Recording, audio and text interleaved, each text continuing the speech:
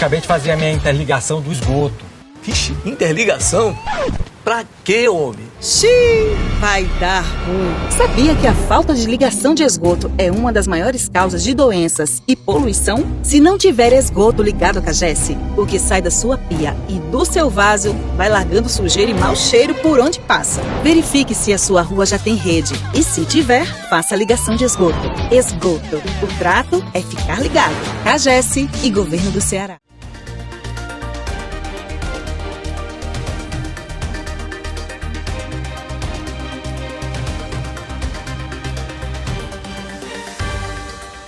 O governo Lula sofreu uma dura derrota na semana passada com a derrubada pelo Congresso Nacional do decreto do presidente que propunha o aumento das alíquotas do Imposto sobre Operações Financeiras, o IOF. O decreto fazia parte de medidas elaboradas pelo Ministério da Fazenda para reforçar as receitas do governo, atender às metas do arcabouço fiscal. No fim de maio, o presidente Lula editou um decreto que aumentava o IOF para operações de crédito, de seguros e de câmbio.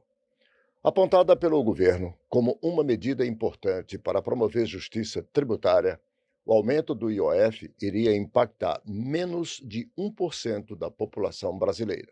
Seriam impactados, por exemplo, aqueles que compram moeda estrangeira, fazem remessa de valores para o exterior ou fazem investimentos fora do Brasil e os utilizam em cartões de créditos internacionais. Segundo o governo Lula, a grande massa da população brasileira não seria impactada com o aumento da tributação. A promessa é que seria beneficiada com os resultados que ela teria para os mais pobres. O aumento do IOF, de acordo com o governo federal, faz parte de um pacote, junto com o aumento da faixa salarial isenta de pagar imposto de renda e para também restabelecer o processo de construção de justiça tributária no país.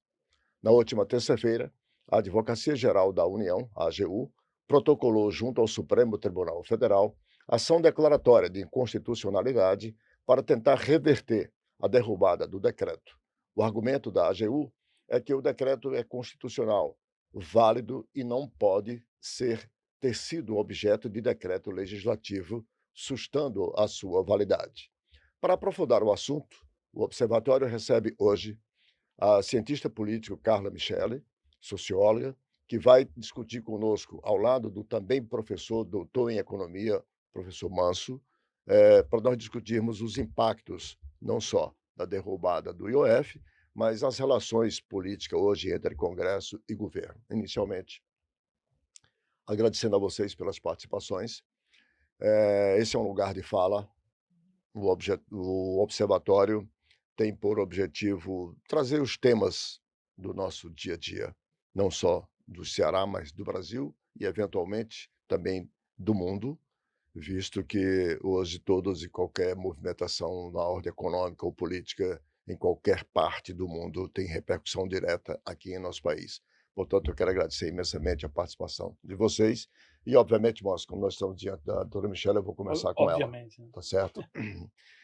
Pedindo, Michele, que você rapidamente só nos faça uma análise, qual é a tua percepção sobre hoje esse embate, que não é nenhuma novidade. Embate entre governo federal e Congresso Nacional faz parte do que eu chamaria de tradição malsã da política brasileira, desde que se instituiu o famoso governo de coalizão, que para nós é um governo de cooptação.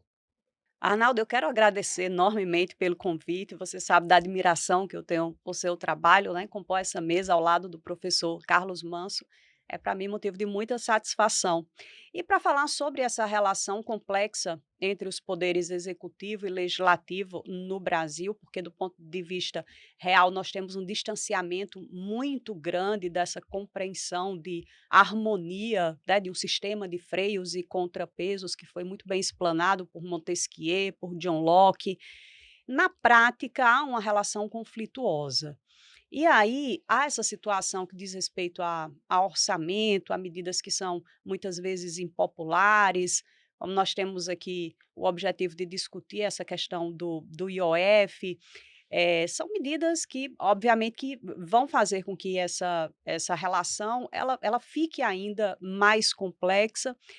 E aí é importante lembrar que nós temos um sistema de governo que foi uma opção da sociedade brasileira. Em 1993, nós fizemos um plebiscito e o povo brasileiro optou por manter a república presidencialista, mas um presidencialismo que carece, inclusive, aí de aspectos legais que façam com que o presidente da república goze minimamente de condições objetivas para implementar aquele projeto que foi acordado durante o período eleitoral. Então, nós temos aí uma relação difícil. No presidencialismo, há necessidade de formação da maioria no Congresso Nacional para manter a governabilidade.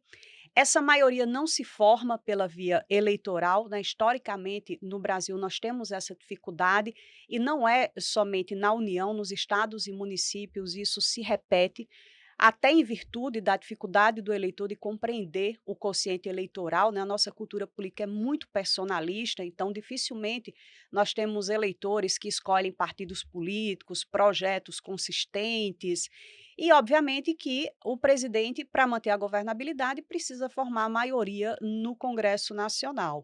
E essa relação gera uma série de problemas, né? Traz uma relação extremamente promíscua entre os poderes. Nós estamos aí diante, você colocou no seu texto inicial, né, o quanto isso representaria de impacto para a população, de impacto negativo para o trabalhador brasileiro, dessa questão do aumento do IOF. Então, a disputa é muito mais das narrativas, né? Muito mais um Congresso que se coloca nessa situação de tentar cada vez mais fazer com que o executivo perca a sua legitimidade, fazer com que o presidente Lula, inclusive, tenha aí apresentado índices negativos em relação à questão da popularidade. Então, eu acredito que isso passa muito mais por uma guerra de narrativas.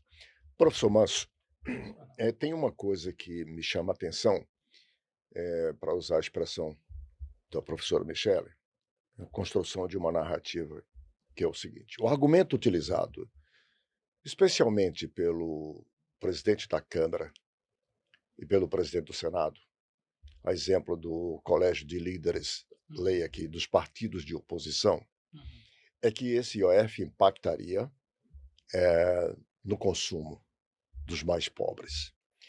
Eu pergunto, pobre usa cartão de crédito internacional? Não. Pobre investe em LCA, LCI, ele não sabe nem o que é que significam essas siglas. Pobre tem conta em banco no exterior e manda recursos para o exterior? Também não. Quem faz isso é esse 1% da elite detentora do poder econômico e do poder político brasileiro.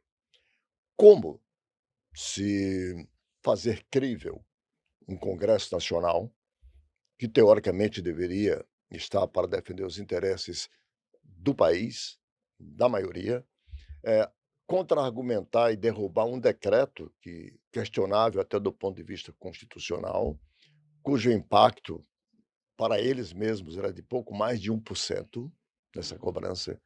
Como se sustenta para você? Você, como economista, um homem que está no dia a dia, enfim, compreendendo e acompanhando toda essa movimentação. Arnaldo, também vou falar da minha satisfação aí pelo convite, participar aqui junto com a professora Carla, Michele, com você. Bom, vou te responder utilizando aqui dois caminhos, certo?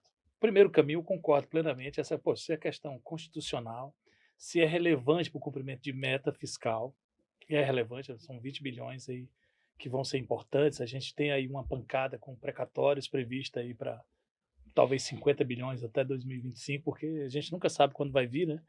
Porque tem a judicialização enfim, os benefícios de prestação continuada e tudo. Então, tem uma série Então, para o país, é muito importante que o governo cumpra a meta fiscal, porque aí nós estamos falando de previsibilidade, nós estamos falando de tomada de decisão de investimento. Então, é lógico que a economia, se tem algo que a economia adora, é previsibilidade. Então, essa disputa de Congresso, entra para o Judiciário, isso não é interessante. Os agentes econômicos, imagina agora, a dificuldade que os agentes têm de saber se isso vai permanecer, se não vai. Se permanecer, eu tenho que ajustar a minha empresa, eu tenho que investir em sistema, eu tenho que mudar a forma de... O que é que esse aumento das alíquotas vai impactar no meu negócio? Então, tem uma série de coisas. Então, concordo que o Congresso... E outra coisa, tem que ser exatamente pactuado, como a professora Michele falou, da questão eleitoral e tudo. Agora, esse é um ponto. O outro é de que a gente também não pode desconsiderar que, embora o IOF esteja nessas questões aí que você colocou, mas ele também afeta os empréstimos de curto prazo. E isso aí é um problema. Por quê? Porque nós não estamos falando só de grandes empresas, estamos falando de empresas também pequenas. E, naturalmente, o aumento de imposto ele tem um efeito muito semelhante ao aumento de juros. Por quê? Porque ele eleva o custo de aquisição do capital. Então, imagina lá o empresário, ele vai ter que... Ele recorre a esses empréstimos de curto prazo para capital de giro. Então, o custo de obter capital aumenta. Se aumenta, tem aí como é que ele vai controlar, como é que ele vai administrar esse aumento do custo de capital? Provavelmente tentando repassar nos preços. E aí você tem uma pressão inflacionária. Então, tudo que tem a ver com inflação é terrível para os mais pobres. Então, no final das contas, Arnaldo, na verdade, todo mundo é afetado de fato. É claro que uns mais diretamente, mas pela questão... Se tem algo que é um grande inimigo de pobreza, de miséria, se chama inflação. E nós já estamos com a inflação ali perto de 6%, a projeção é alta, faz com que a gente tenha um dos juros reais mais altos do mundo. Eu acho que provavelmente hoje a gente só esteja atrás de Turquia e Rússia, que são casos bem... Mas a gente tem o terceiro, nós temos hoje, em termos de juro real, o terceiro mais alto do mundo, e isso é terrível. Por quê? Porque a gente governo, a gente emite títulos, também recorre aos empréstimos para financiar os nossos gastos. Nós temos gastos de 6 trilhões no ano, 1 trilhão só com aposentadorias e pensões, para você ter ideia. Então, nós estamos lá sempre recorrendo, continuamente, frequentemente a gente está recorrendo aos empréstimos, né? A emissão de títulos, que funciona como se fosse um empréstimo para bancar os nossos gastos. E isso faz com que a gente eleve os juros. Então, toda vez que a gente tem que elevar os juros, o custo fica maior e gera uma pressão. Então, nós temos aí, no ano passado a gente pagou quase, para as pessoas aí terem uma ideia, nós pagamos quase 1 trilhão de juros. Então, é uma coisa que não vai ser sustentado. Todo o nosso orçamento aí, nós temos apenas 5% livres. Os outros 95% das despesas já estão comprometidos. São chamadas despesas vinculadas. Despesas vinculadas, obrigatórias, né? Tem que cumprir pela força da lei. Então, é um orçamento dos orçamentos mais rígidos do mundo. Então, aquilo que se chama de discricionário. Sim, só tem essa liberdade que o presidente de 5%. possa gastar, só tem 5%. É muito pequeno. Então, ou seja, eu já tenho todo um orçamento comprometido. Então, juntando as duas narrativas, você pode olhar de um lado do outro, eu entendo que a gente deveria ter esse fôlego aí para cumprir a meta fiscal, é relevante, mas a gente tem que colocar as coisas nos seus devidos lugares. Não acho que deva ter a comunicação de que também não afeta ninguém, que só afeta os ricos. Não, isso não acontece. Todos nós somos afetados, né? Do mais simples. Então, de alguma forma, tem um canal de transmissão muito forte em termos de inflação. Mas tem que ter uma responsabilidade com os compromissos, com a estabilidade econômica, né? De cumprimento de meta. E nós estamos falando de uma meta que é basicamente zerar o déficit. O que nós temos para 2025 em termos de atingimento de meta, mas é uma meta, eu estou falando assim porque lá atrás, né, quando a gente tinha uma necessidade maior, a gente ficava desejando um projeto de país, né, nessa altura do campeonato, que era para a gente estar fazendo aqui, era discutindo uma agenda para o país, né, mas a gente está discutindo granularidade. Né? Granularidade. Hoje era para a gente discutir que tipo de investimento que o país faz, como é que os investimentos estão sendo avaliados. Né? A gente tem aí gastos tributários, que a gente pode conversar depois, mas na ordem de 544 bilhões, nós estamos falando de 20 do IOF, mas tem 544 bilhões de renúncias de receita que o governo vai abrir mão agora em 2025.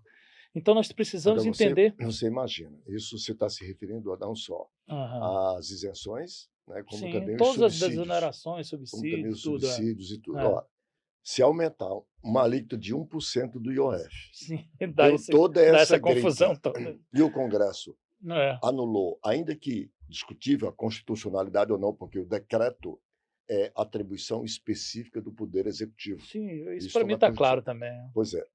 Mas já deu essa confusão. Você Dessa imagina, confusão. se pensar em tirar 100 bilhões Eu não queria nem. desse Sabe o que gasto que eu queria? Eu tributário. queria só, por exemplo, 10% disso aí. Você já teria 54 bilhões, já Pois resolveria, é. já atingiria a meta tranquilamente, até com precatórios Mas esperados ouse o, de governo, 50 bilhões. ouse o governo fazer isso, Michele, Tem um para ver. mecanismo para isso, o impeachment, né? E o Sim. presidente vive com a corda no pescoço, né? Todo o tempo ameaçado. É importante falar sobre essa ausência de um projeto nacional, principalmente nesse contexto de um orçamento extremamente apertado, o poder discricionário do executivo completamente ameaçado pelo parlamento, Comprometido porque total. as emendas impositivas criaram uma dificuldade muito grande para que o governo possa pensar no projeto nacional, e é importante também falar dessa questão da representatividade, de como o deputado, por exemplo, está muito mais próximo do prefeito, conhece muito melhor a realidade dos municípios, pode direcionar recursos para garantir o desenvolvimento local. Mas se nós tivéssemos realmente um parlamento sério, comprometido com o desenvolvimento, não é isso que ocorre. A nossa representação política é de péssima qualidade. E aí o que acontece? A ausência de um projeto que deveria ser protagonizado pelo Poder Executivo, porque o orçamento muito comprometido em virtude dessas emendas impositivas.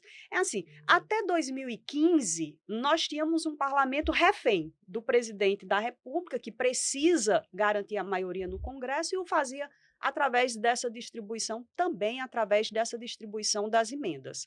A partir de 2015, lembrando que era ainda a presidente Dilma quem estava na gestão, o Congresso aprova o orçamento impositivo. Então, as emendas de bancada, as emendas individuais, elas passam até essa obrigatoriedade, né, de transferência do Poder Executivo. E isso colocou o parlamento E hipertrofiado. depois as transforma em emendas invisíveis. E ainda tem os. Ainda tem mais essa. Exatamente, né? Não, Dificuldade, é inclusive, preciso. da gente saber para onde esse dinheiro está Não caminhando. por acaso, o ministro Flávio Dino tem hoje, dado o seu amplo conhecimento jurídico e a sua coragem cívica, sobretudo, tem criado dificuldades para que os deputados mudem essa forma de usar suas emendas, a gente sabendo para onde foram e para o que foram.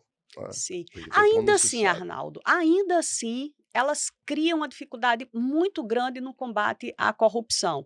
Então, nós temos, a partir desse orçamento impositivo, uma hipertrofia do parlamento, o parlamento decidindo muito sobre orçamento, parlamento que não tem espírito público, e aí reforça uma cultura política extremamente personalista, que já é uma marca muito forte do regime brasileiro, porque é um indivíduo que transfere para um outro indivíduo uma capacidade muito grande de ingerência, de atuação através de políticas públicas. Então, isso reforça a lógica do personalismo, reforça currais eleitorais, porque a partir do momento que o deputado transfere para o município, ele garante que na sua eleição conta com aquele cabo eleitoral no município, que é o prefeito e a sua bancada de vereadores. E, obviamente, que isso aprofunda também essa lógica da corrupção. Inclusive, há deputados que estão sendo investigados exatamente pela compra de emenda parlamentar. Então, há um percentual que se Virou paga para mercado, que o né? deputado virou um comércio.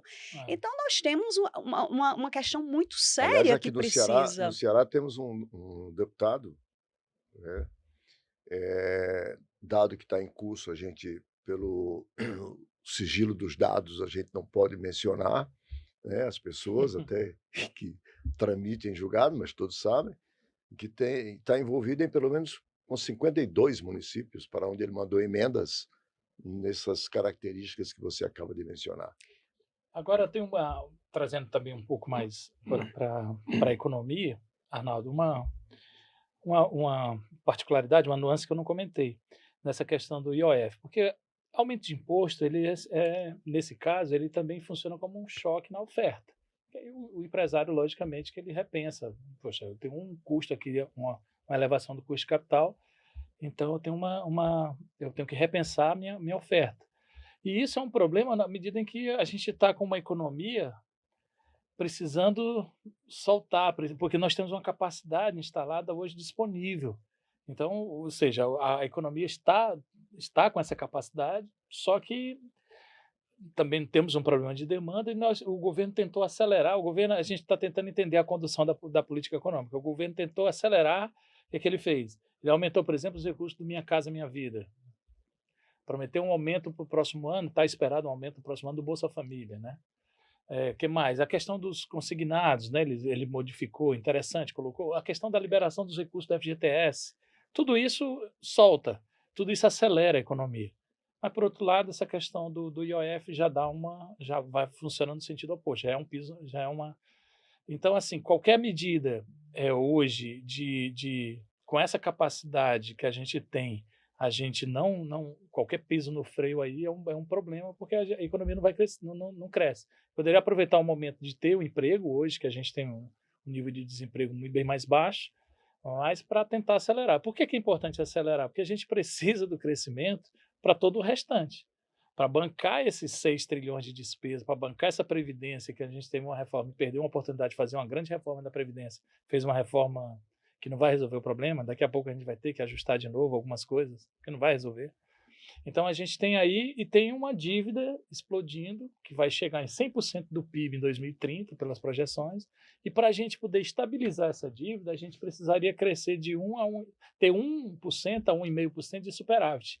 E a gente não está falando de superávit, a gente está falando aqui de um dinheiro que a gente precisa de economizar com o IOF para cumprir uma meta que é de 0 déficit. A gente não tem superávit, e a gente deveria estar com superávit de 1 a 1,5 para poder estabilizar essa dívida. Outra coisa que a gente precisa, nem se fala, é infraestrutura. Então, a gente precisaria investir 4% do PIB em infraestrutura todo ano. A gente está investindo 2%. Então, se não tem... Arnaldo, você sabe muito bem lá, né? Se não tem investimento público, como você seduz o investimento privado? Né? Se o governo não faz a parte dele em energia, em telecomunicações, em estradas, em saneamento, etc., etc. Só abrindo parênteses aqui, que coisa importante para o país, o marco do saneamento, né? Quanto nos gerou já de investimento, né? Mas assim, então o governo investe menos, o setor privado também não se sente atraído, então a gente tem uma estagnação. E estagnação é o pior dos mundos. Aí voltando de novo, pensando em pobreza, pensando nos mais pobres, pensando na população, é terrível. Do que é bom para a pobreza? O que é bom para combater a pobreza? É crescimento e é pouca inflação e previsibilidade. A economia solta, a economia pungente, aí sim as pessoas se beneficiam. Aliás, você mencionou que hoje a luta é para se zerar o déficit e o IOF tem esse objetivo. E você falou quando o ideal seria ter superávit primário. E aí eu puxei aqui de memória. A última vez que o Brasil teve superávit primário foi no primeiro governo Lula, no Lula 1. Sim. Era ministro da Fazenda à época o Antônio Palocci, Sim. que depois acabou envolvido naqueles escândalos todos e acabou sendo preso e processado. Tal. Mas só para que o nosso assinante acompanhe, é a última vez que o Brasil teve superávit de lá para cá, a dívida explodindo. Inclusive foi quando, é bom lembrar, naquela época, o FMI a cada 3 meses estava aqui no Brasil, dizendo como é que o Brasil tinha que fazer, como é que ele tinha que gastar. Foi nessa época que o presidente Lula, com os seus superávit primário, em torno de 1,5%, se eu não me engano, na época, conseguiu, inclusive, pagar o FMI e você nunca mais ouviu falar de missão do FMI aqui, dizendo como nós tínhamos. Só um pouco, uma retrospectiva, porque a gente esquece muito facilmente, né, essas coisas, e me ocorreu agora quando você falou na necessidade do superávit primário. Não é nem problema você estar endividado, desde que isso acontece com as pessoas, acontece com as nações. A Alemanha é um país que tem uma dívida muito alta, mas ela fica endividada para o bem, para poder investir em inovação, naqueles motores do crescimento. E hoje, o Congresso, mais uma vez, né, professora, está discutindo isso, como a senhora falou, acho que é uma base parlamentar realmente muito precária, porque não se discute os motores do crescimento. A gente está discutindo a qualidade da educação, a gente está discutindo a quantidade de inovação que a gente tem no país, a gente não está discutindo os verdadeiros motores do crescimento. Então, eles não estão imbuídos, não estão voltados para uma discussão realmente profunda. O que a gente faz com tantos juros? Essa despesa financeira é uma discussão que parece que ela está escondida, né, Arnaldo? Né? Ninguém discute despesa financeira, você já percebeu isso? Né? Parece que é dado. Não, a taxa de juros é essa, tem que pagar mesmo, porque tem que honrar os compromissos. Ok, mas é um volume astronômico. Comparando, nós estamos gastando 158, 160 bilhões com Bolsa Família e nós gastamos 900 bilhões com juros. Só com o serviço Então, da dívida. só com o serviço da dívida. Então, assim, a gente tem que repensar. Será que também não precisa repensar uma reforma administrativa? Será que o governo está entregando, do ponto de vista de serviço, está entregando realmente uma coisa que é compatível com esses gastos de despesas correntes, né? Michele, a gente tem uma tendência sempre a colocar o peso maior sobre o governo. O próprio professor Manso, com toda a experiência que tem, informação que tem, fez aí pelo menos meia dúzia de perguntas. Será que o governo? Será que o governo e tal? Eu queria trazer, então, será que o Congresso não é quem deveria estar propondo essas reformas estruturais que o Brasil precisa? Mas a minha cobrança é essa também, não. Sim, não. Porque eu falei, o Congresso está fazendo tá tudo junto, está unido, está imbuído nessa discussão do IOF, estão fazendo uma grande batalha disso. E a batalha da reforma tributária, a reforma da Previdência, por que eles não se debruçaram de forma profunda, por exemplo, os gastos tributários? Por que não vamos avaliar esses gastos tributários? Vamos fazer uma discussão profunda sobre isso. Tá? Só reparando aí, porque eu estou cobrando do Congresso mesmo. Tá? Sim, porque a gente sempre, às vezes, divididamente, a gente joga tudo para cima do governo. Não, mas estou cobrando como sociedade, né? Que nós precisamos também, um papel aqui numa gota no oceano que a gente está fazendo aqui, mas o nosso papel também é disso. Olha, nós não estamos satisfeitos com 534 bilhões de gasto tributário. Vamos reavaliar, vamos ver, né? Qual é a gênese? Onde você identifica esse descompromisso, se posso usar essa palavra, do Congresso, leia-se Câmara e Senado, que, em última análise, são os que representam o país. A Câmara Baixa representa o povo, o Senado, a Câmara Alta, representa os estados, por isso a paridade em número de senadores, enquanto a proporcionalidade na Câmara. Onde está a gênese dessa falta de compromisso, de quem representa, na verdade, não representa os interesses do país, e sim os seus próprios interesses? Arnaldo, nós temos, eu vou começar falando sobre uma pesquisa que foi divulgada no ano passado, foi feita em parceria pela Universidade Federal Fluminense, junto com o Instituto Datafolha, para medir essa percepção do brasileiro sobre democracia. Porque no senso comum há esse entendimento de que o brasileiro não é muito afeito à democracia. E os episódios recentes, até o 8 de janeiro, nos trouxeram essa necessidade de pensar assim, será que o brasileiro realmente acredita que o regime democrático seja o melhor regime?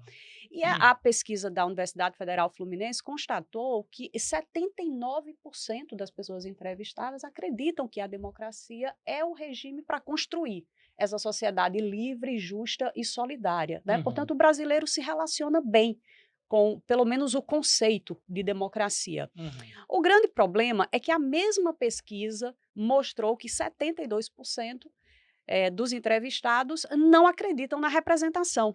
O problema não é na democracia, até porque o regime nasceu com o exercício direto, né? A participação lá na Antiguidade Clássica era feita de forma direta. Obviamente que era extremamente excludente, porque poucas pessoas participavam, mas a democracia nasce como essa necessidade de expressão popular, de necessidades reais que são apresentadas por pessoas que estão ali vivendo a cidade. É somente no século XVIII que nós consolidamos esse modelo representativo. Então, o grande problema está na representação, porque é isso que você coloca, essa representação é muito ruim. Nós temos... E o paradoxo, essa representação é colocada por quem? Pelos representados. Exato. Mas o sistema é de difícil compreensão, Arnaldo, a formação do nosso parlamento. O próprio sistema bicameral, para nós, é algo estranho. Eu vou pedir para a gente fazer, o nosso tempo já está se exaurindo para essa primeira parte do nosso podcast.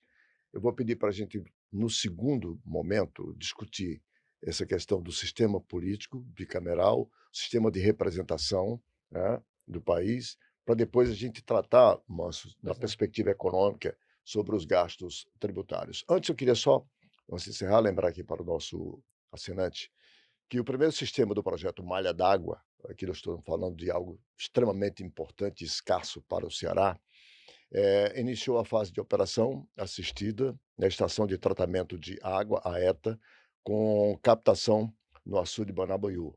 Ou seja, ali é uma região muito seca, desde muito tempo, que é a região central do estado do Ceará.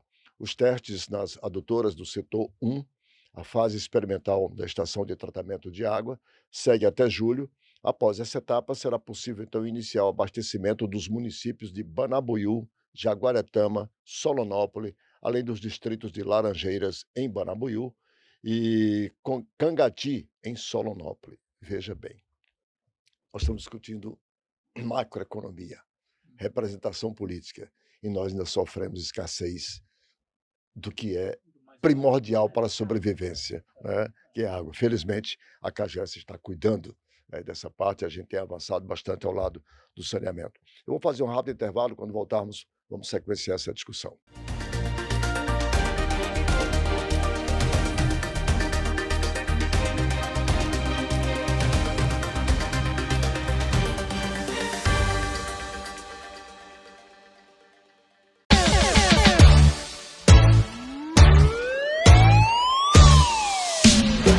Xiii, vai dar ruim. Jogar óleo ou resto de comida no ralo só vai dar dor de cabeça. Jogar óleo na pia entope o seu encanamento, causando extravasamento de esgoto. Faça o descarte de óleo corretamente.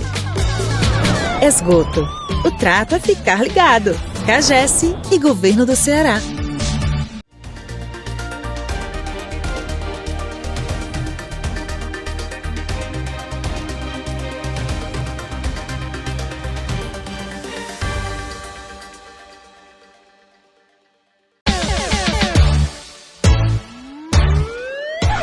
Xiii, vai dar ruim. Lixo no vaso sanitário é problema na certa. Jogar lixo no vaso entope as tubulações e ocasiona o extravasamento do esgoto. Lixo que vai certo, não volta. Esgoto. O trato é ficar ligado. CAGES e Governo do Ceará.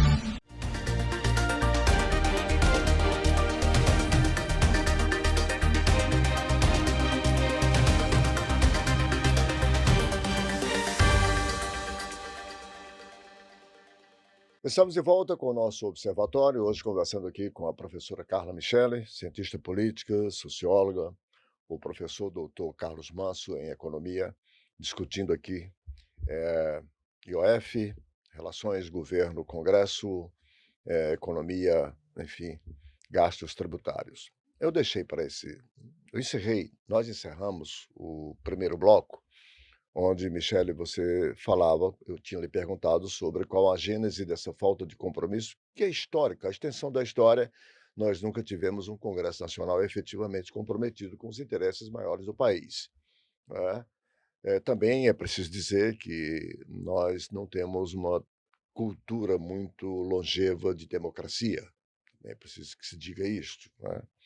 Mas o fato é que hoje a representação, para usar o que você lembrou bem, a nossa representação bicameral, Câmara e Senado, de há muito está distante dos seus representados, em todos os aspectos.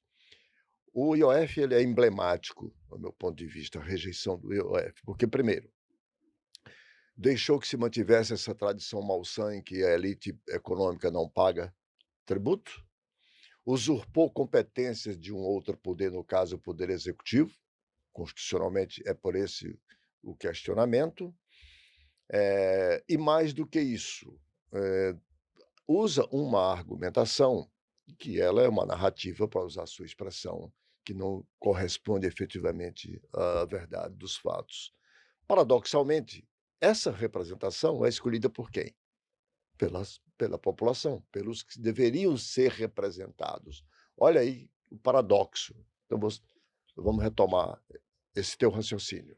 Arnaldo, o modelo bicameral, na realidade, foi trazido porque é inspirado no modelo estadunidense, né? E nos Estados Unidos, quando eles estabeleceram o Pacto Federativo, precisavam garantir a maior quantidade de estados signatários, e como o modelo anterior era de confederação, o que conferia muito poder a todos os territórios, o modelo bicameral foi uma alternativa, porque no Senado os territórios se igualam, né? Já que o Senado é essa Câmara territorial e uma Câmara revisora importantíssima. Então, nós copiamos, né? Talvez até pela forma como os Estados Unidos influenciaram, né? Foram os primeiros nas Américas a declarar a independência. Então, adotamos o modelo bicameral, mas há pouco entendimento do funcionamento, né? Inclusive, as pessoas se preocupam muito com a eleição do presidente da República, mas se preocupam muito pouco, e aí eu acho que o eleitor sofre de uma dissonância cognitiva, porque ele é capaz de votar, por exemplo, num presidente do PT e votar num senador, num deputado federal do PL. Então, é como se ele construísse essa dificuldade de preservar a governabilidade no sistema presidencialista. E aí, os meus alunos, inclusive, dizem assim: professora, mas tem que ter oposição no Congresso. E é claro que tem, porque o Congresso precisa também oferecer outras alternativas, outros projetos. Mas quem cria a oposição é quem votou no candidato a presidente que perdeu a eleição, né? Se nós tivéssemos essa coerência do ponto de vista programático, ideológico, e aí é uma questão seríssima, essa questão partidária no Brasil, né? Nós temos uma quantidade grande de partidos políticos, o multipartidarismo é uma conquista da redemocratização, é importante para o fortalecimento do regime, mas são partidos que se diferenciam muito pouco do ponto de vista programático, do ponto de vista ideológico, né? São poucos os partidos políticos no Brasil que têm uma identidade. E isso gera, obviamente, o reforço de uma cultura política personalista. Então, um problema muito sério está nos partidos políticos, é uma quantidade grande. Hoje nós temos 22 agremiações, né? Sem contar com as federações, nós temos 22 agremiações que estão no Congresso. Imagina o presidente da República ter que lidar com essa quantidade de partidos políticos. Nos Estados Unidos, o presidente lida com 2 partidos e um é o dele. Então, a questão partidária no Brasil é um nó. Enorme. Nós temos o problema do financiamento das campanhas eleitorais, inclusive vou sugerir como pauta para que tenhamos a oportunidade de discutir esse financiamento, que continua sendo misto e que favorece as pessoas que já têm muito poder, que já têm muito dinheiro, que preservam os seus assentos no parlamento. Então, isso gera também um distanciamento muito grande das pessoas em relação à representação. E um desencantamento, porque, Arnaldo, o que o Congresso expõe como saliente, como relevante, não corresponde às reais necessidades da população. Enquanto eles estão discutindo, por exemplo, o aumento da quantidade e aprovando o aumento da quantidade de representantes, como se o problema fosse de quantidade e não de qualidade. Enquanto eles estão discutindo o aumento da quantidade de representantes, Aprovaram, diga-se, de aprovaram 513 para 531. exatamente qual é a real necessidade da população, né? Como o professor Carlos Manso colocou no primeiro bloco. É a questão da inflação dos alimentos, essa dificuldade de encontrar um meio de vida que garanta dignidade, projetos robustos que melhorem, de fato, a vida das pessoas. Então, é um descolamento muito grande, né, daquilo que se discute, daquilo que se aprova. O IOF é mais um exemplo disso, é para construir narrativa, é para desgastar o governo. E aí tem uma questão importante, que é o seguinte, assim, há uma disputa no período eleitoral, né, em 2022, que é uma disputa de projetos políticos distintos, né? O que o PT propunha é um Estado mais amplo, é essa a lógica de um governo de esquerda. E, obviamente, que o governo ele não planta arroz, ele não planta feijão, ele não produz nada, ele não comercializa nada, ele vive de carga tributária. E, obviamente, que se ele expande a sua atuação, essa carga tributária ela tem que corresponder também a isso. Então, se o governo não consegue, através... E quando se fala, por exemplo, vamos fazer reforma tributária, vamos fazer reforma administrativa, é para penalizar quem? É para penalizar quem está na ponta. É para penalizar quem ganha um salário mínimo na Previdência, que tem mais dificuldade de se aposentar. É para penalizar o servidor que está lá na ponta, que ganha pouco, que trabalha muito. É para penalizar as pessoas que já estão numa situação de Essa precarização. penalização se refere às medidas que o Congresso Nacional quase sempre tem aprovado e que Exatamente resulta isso. em penalização. A propósito, o professor Manso, eu queria trazer aqui na perspectiva econômica, a questão dos gastos tributários. O Brasil tem hoje mais de meio trilhão, são mais de 500 bilhões, 530 530 bilhões. 530 em 2025, bilhões. é o que nós vamos renunciar, né? Renunciar, só de renúncia fiscal. Isso dá 20, Hoje, 20, quase 25%. De cada R$1, de cada R$4, a gente está abrindo mão de um. de um. Faz essa conta. Hoje, quer dizer, nós estamos precisando aí de 20 bilhões para déficit zero e se renuncia 534, para ser mais preciso, 534 bilhões. Isso. O agro é pop, o agro é tech. O agro hoje é a principal pauta de exportação do Brasil para o mundo inteiro. Será mesmo que um setor com todo esse potencial ainda precisava de subsídio? Diga-se, chegamos hoje à produção de soja que chegamos para ficar só em um grão, que tem todos os outros grãos que faz o agrobusiness, graças a uma empresa que pouco se fala nela, que é a empresa de pesquisa agropecuária, Sim, bravo.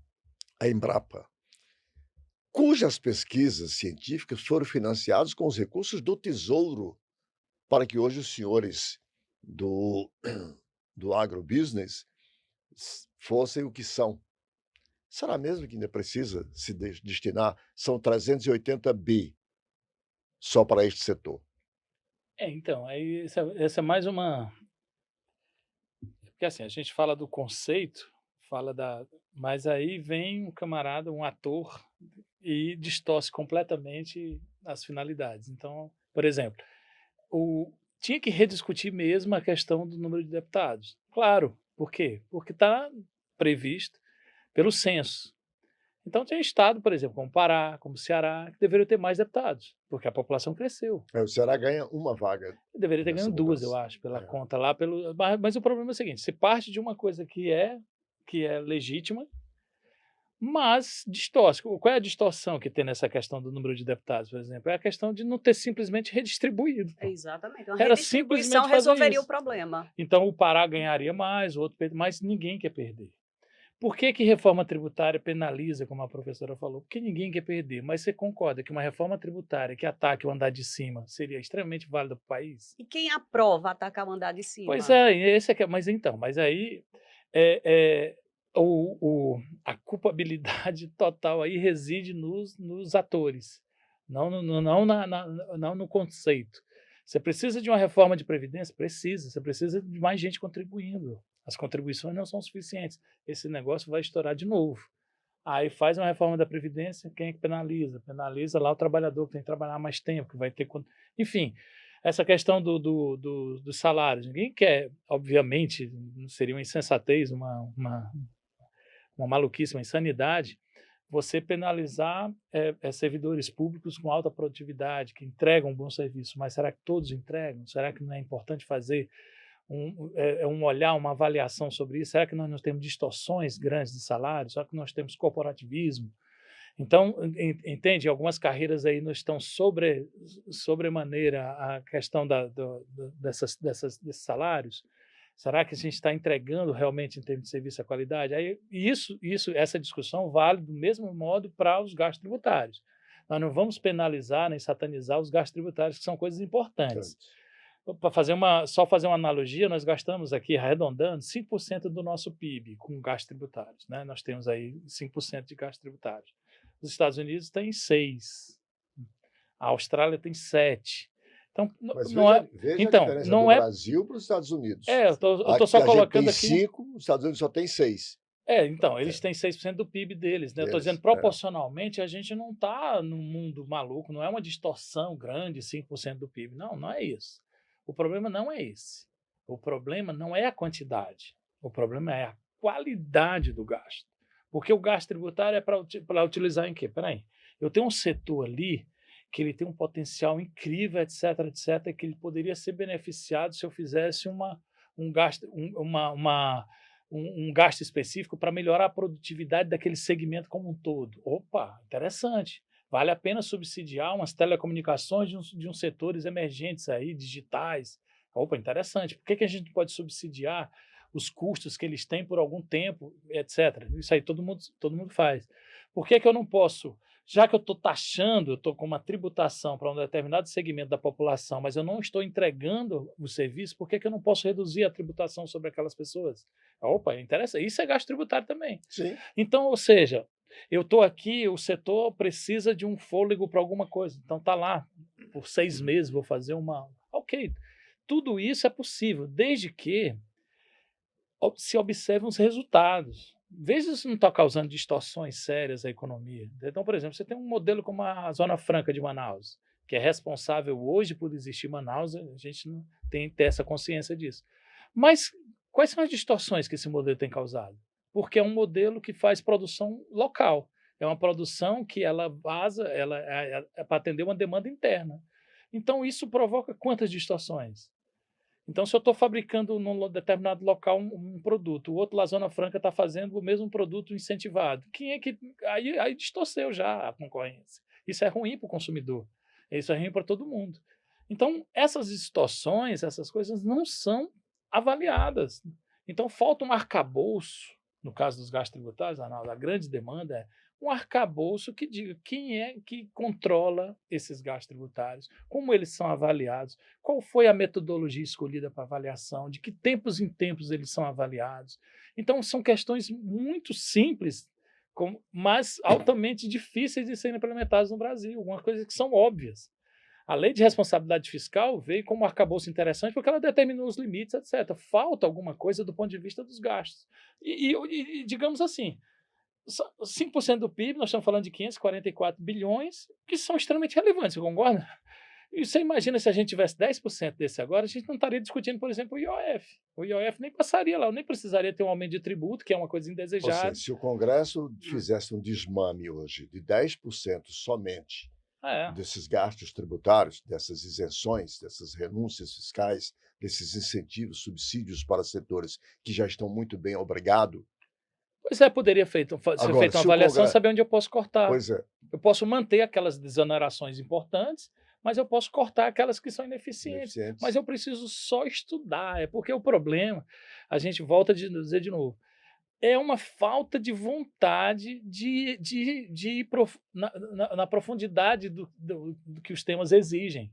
Nós precisamos ser profundos, nós temos que parar de ser rasos, porque se a gente for raso, a gente vai ficar discutindo granularidade, coisinhas pequenas, e o país não entra numa trajetória de crescimento jamais. Professora Michele, imagine se o governo propusesse agora, que aliás o ministro Haddad está dizendo mais ou menos isso que o professor Manso acabou de dizer, que está na hora de se reavaliar esses gastos tributários de alguns setores que já não mais precisam, pelo menos no percentual que detém hoje, né?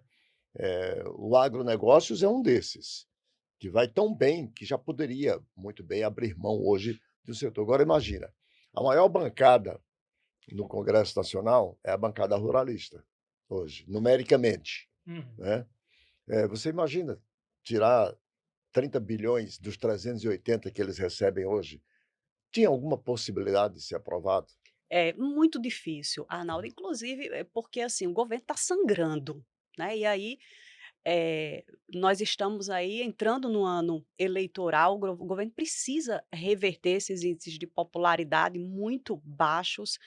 Criou-se uma expectativa muito grande, né, em virtude dos governos passados do presidente Lula, e o governo não consegue entregar isso para a sociedade. Não consegue entregar através de políticas públicas reais e não consegue entregar através do emplacamento de uma narrativa convincente. Aí você falando, eu lembro, por exemplo, da campanha que foi feita pela maior rede de comunicação do país em relação a esses segmentos da economia que mais empregam, né? A própria rede seria prejudicada caso não houvesse essa renovação de renúncias. Então, fizeram uma campanha para convencer o trabalhador brasileiro, que obviamente está exposto a esse aparelho ideológico, de que isso penalizaria toda a sociedade brasileira, porque o discurso é esse, a conta quem vai pagar é o trabalhador, quando na realidade era a empresa que queria manter ali a sua bolsa, né, de renúncia fiscal. Então, há uma dificuldade muito grande do governo de emplacar realmente narrativas, né? Nós tivemos isso, por exemplo, em relação ao controle do Pix, assim,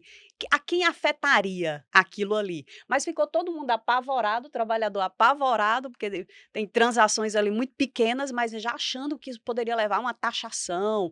Quer dizer, a oposição é muito barulhenta, né? Ela consegue realmente, principalmente através da utilização de mídias sociais, disseminar um discurso contrário a qualquer tentativa do governo de fazer alguma coisa que possa realmente render lucros para o próximo ano. E há essa dificuldade, o governo não consegue se posicionar, não consegue adotar as medidas que são necessárias para que possa entrar no ano eleitoral de uma forma mais confortável. É a pré-campanha que já está na rua. É isso. Na Ou rua, o seja, governo está em É apuros para o isso. próximo ano, né? Porque Sim. se a economia elege alguém, eu acho que elege, né, Arnaldo? Eu acho que é um fator determinante. Quando a economia está bem, as previsões para 2026 são bem complicadas. Nós estamos falando aí de uma possibilidade de estagnação até... Porque ciclo de expansão não dá para apostar. A gente está observando o comportamento da demanda interna, não há sinais aqui para apostar no ciclo de expansão. E agora a gente precisa também fazer um reconhecimento aqui, eu gostaria de fazer do Senado, porque o Senado barrou, né?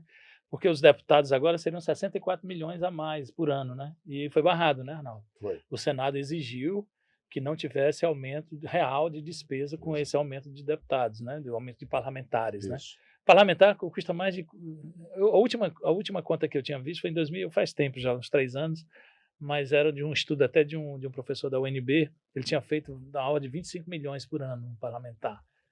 Entendeu? Então, se fizesse aqui esses a mais aí, dariam mais ou menos 64 milhões a mais aí Mas eles tiveram cuidado, por pelo ano, menos, de mas aí não vai ter, regulamentar, né? dizendo que fica dentro do orçamento que já tem. Né? Pois é, isso aí Será feita uma redistribuição, digamos assim. Vamos esperar que isso... Aí o sistema de Funciona. peso e contrapeso aí, esse sistema está funcionando nesse caso. Vamos esperar que a gente saiba, por exemplo, qual é o valor real das emendas e Isso. para onde elas vão e quem são os seus autores. Mas mesmo assim ainda tem a distorção, né? Eles podendo sentar para discutir isso, era mais uma coisa perdida. Porque ao invés de fazer apenas a redistribuição, também poderia aproveitar e discutir os percentuais. Porque o São Paulo, por exemplo, tem menos parlamentares do que deveria, em termos de população. Se eu não estou enganado, ele tem 14% lá da representação parlamentar e tem 20 e poucos por cento da população. Né? Tem uma distorção grande para São Paulo, por exemplo. Roraima é o contrário, né? Roraima tem uma população que representa um pouco, Sim. mas em termos parlamentares a diferença é muito grande. Então eles poderiam aproveitar e sentar de forma racional e enfim, esse é um... Será que a gente vai ver isso? O legislando jamais vai legislar contra ele. Ele legisla em causa própria. Historicamente, ele legisla para beneficiá-lo, nunca para prejudicá-lo. Você pensar em tirar ou diminuir, por exemplo, um deputado de um estado desse, não tem como passar. Então a gente tem que... E nessa hora há, inclusive, uma solidariedade tácita entre eles, né, que é o corporativismo. Agora, a gente não aponta um país em que esse tipo de comportamento aconteça e seja desenvolvido, né?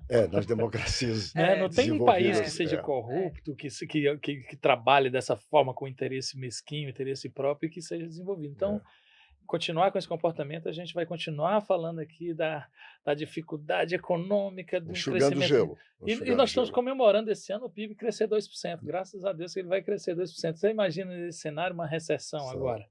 Né? Com o aumento com a pressão inflacionária que a gente está tendo e tudo. Então, pelo menos vamos crescer aí. Nós nos encaminhamos já para o final desse bloco. Esse bloco foi um pouco mais curto.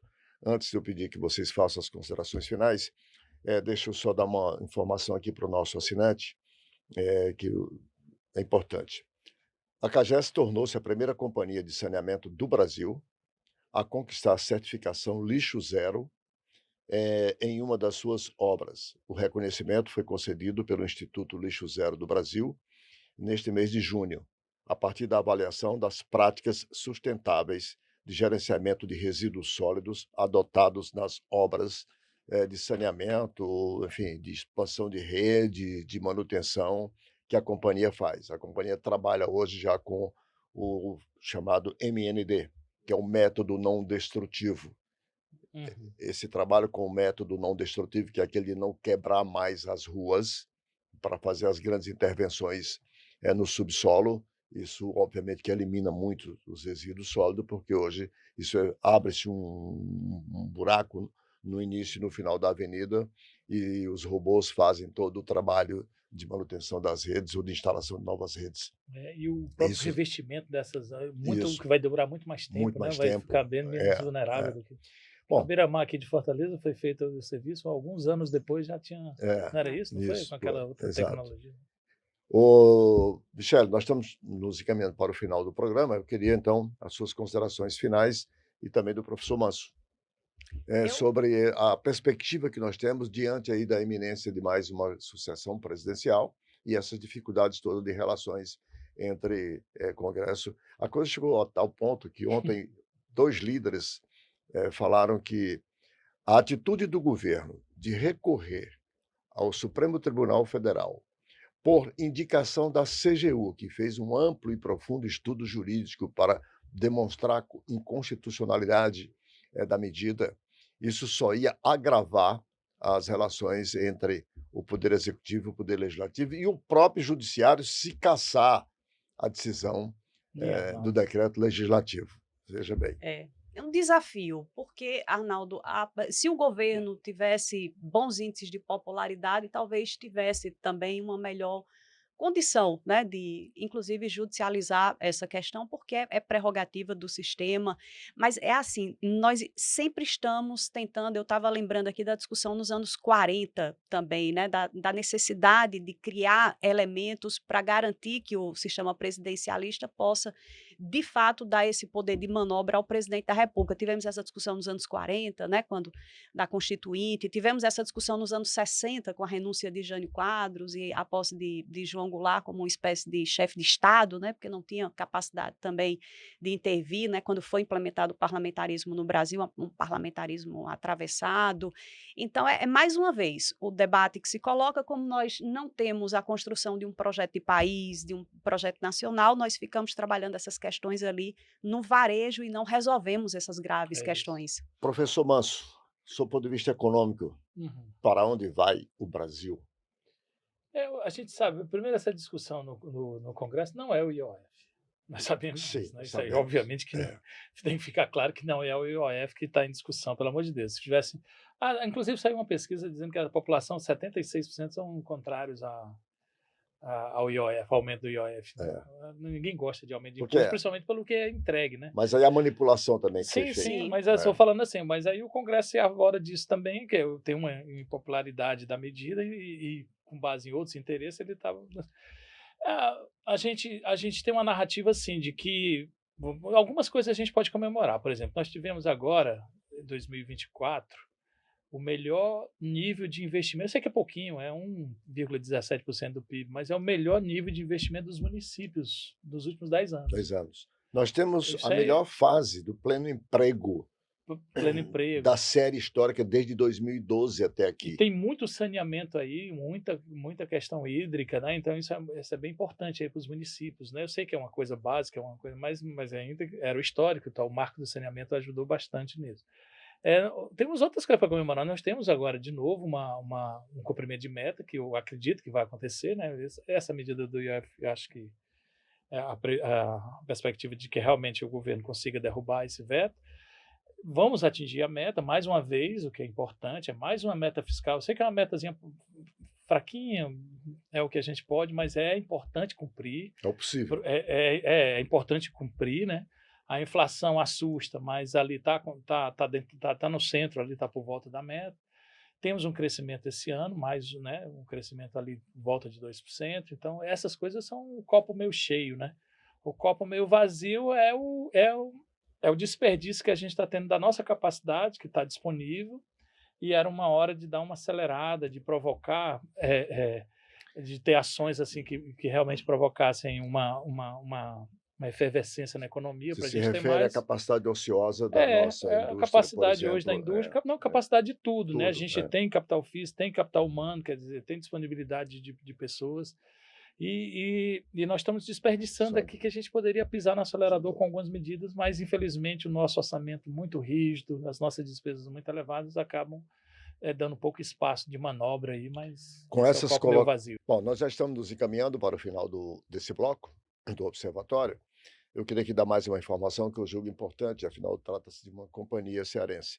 A CAGES tornou-se a primeira companhia de saneamento do Brasil a conquistar a certificação de lixo zero, em uma de suas obras. O reconhecimento foi concedido pelo Instituto Lixo Zero Brasil neste mês de junho, a partir da avaliação das práticas sustentáveis de gerenciamento de resíduos sólidos adotadas nas obras, tanto de renovação, manutenção, ampliação de redes, enfim, de tudo que essa companhia faz.